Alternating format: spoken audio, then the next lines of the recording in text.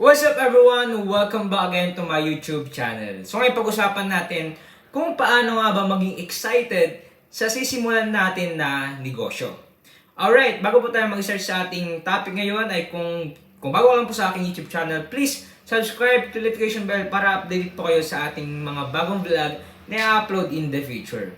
Alright, kapag na-reach po natin yung 100k subscriber ay magpapag-giveaway po tayo bilang pasalamat po sa mga viewers natin. Alright, so tara na sa ating topic ngayon. So kung makikita nyo po sa ating thumbnail, bago nyo po i-click itong video na to, na sobrang saya ko. Okay? That's my first bazaar, first year bazaar in my life. Okay?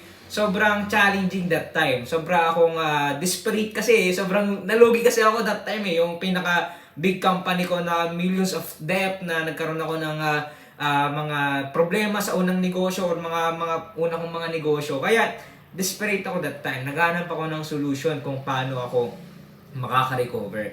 So that time, nung ako ay magsimula ng negosyo, ay doon ko naman nakita na nagkakaroon pala ng excitement if you have a big problem. Okay? Okay naman, may mga nauna kang negosyo na nalugi.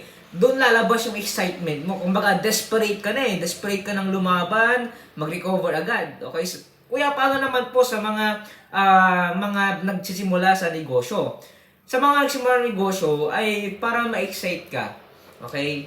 Kailangan mo na isipin na para din sa iyo yung business. What you sow, you reap.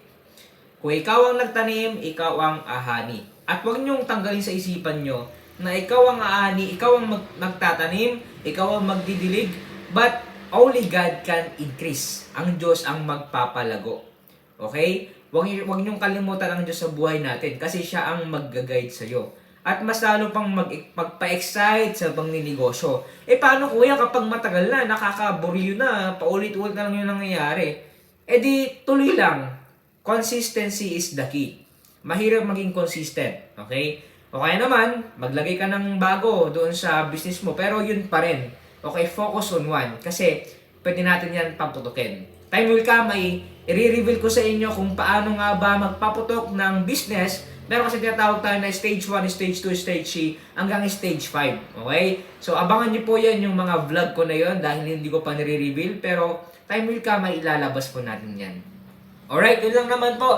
Bago po tayo magtapos sa ating vlog, meron tayong binibentang libro. Kung gusto nyo pong bumili, medyo mahal lang to, pero dito nyo po malaman kung bakit mahal itong libro to. At the same time, worth it po ito. Click nyo lang po yung link sa description. Yan po yung Facebook page official po natin. At mag-message lang po kayo. Thank you and God bless. See you in my next vlog.